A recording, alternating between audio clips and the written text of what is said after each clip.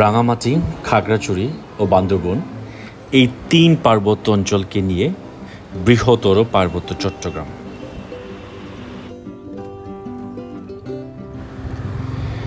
আমরা ঢাকা থেকে চারজন বাইকে করে রাঙামাটির সৌন্দর্য, বৃষ্টির দিনে রাঙামাটির সৌন্দর্য দেখতে চলে আসলাম।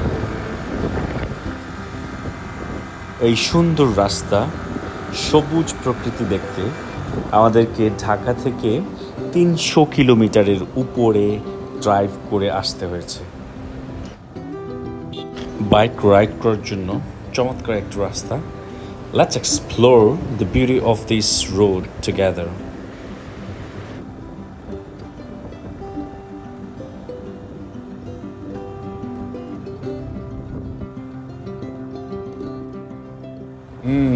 সামনে দেখা যাচ্ছে Bargi lake valley. So basically এই রিসোর্টটা মোটামুটি ফেমাস। আমরা এই রিসোর্টে থাকতে চেয়েছিলাম, বাট কোনো খালি পাইনি। সো আমাদেরকে অন্য একটা রিসোর্টে আজকে থাকতে হবে।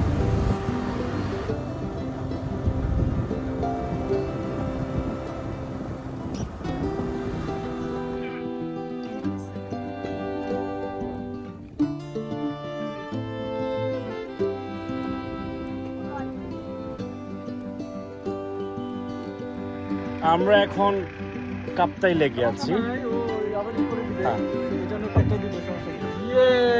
কাপ্তাই লেক অনেক সুন্দর না? কাপ্তাই লেক। আমরা আছি এখন রাঙামাটির দেশে। হ্যাঁ, রাঙামাটির দেশে একদম কাপ্তাইয়ের সৌন্দর্য আমরা উপভোগ করছি। বিউটিফুল কাপ্তাই লেকের সৌন্দর্য, এত সুন্দর কাপ্তাই লেক।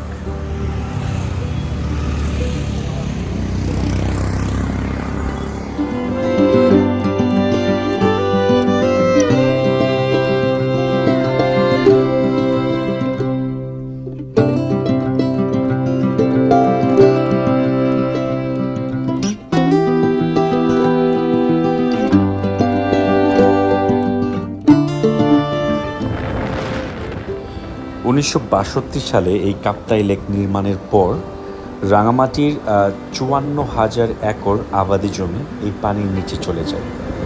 18,000-এরও বেশি পরিবারের লক্ষাধিক মানুষ বাস্তুচ্যুত হয়, তাদের বাড়িঘর, তাদের আবাদি জমি সব কিছু হারায়।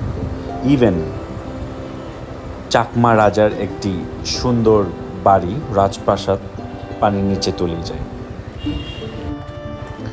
আমরা এখন রাস্তার পাশে সুন্দর একটা গ্রাম, লোকাল একটা খাবারের হোটেলের সামনে থেমেছি।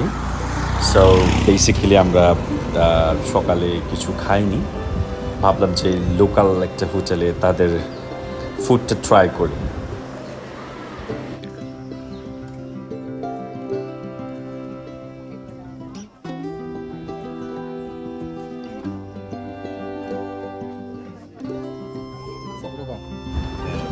$100 একটা প্যাকেজ লোকাল ফুড।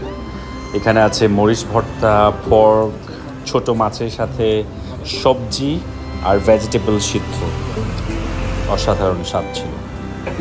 ঠিক আমাদের পাশেই এই খাবার হোটেলের অনার বাঁশের চুঙ্গাই তামাক নিচ্ছিল।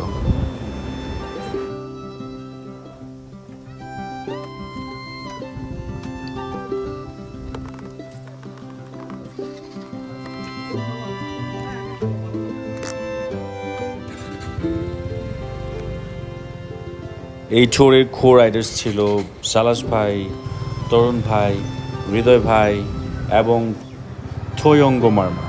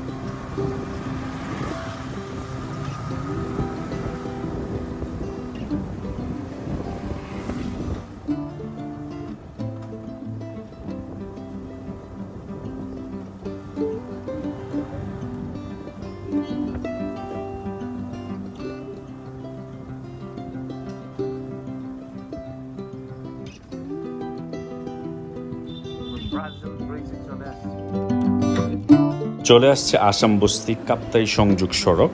এই সড়কটি হওয়ার ফলে কাপ্তাইয়ের সৌন্দর্য বাই রোডে উপভোগ করা যায়।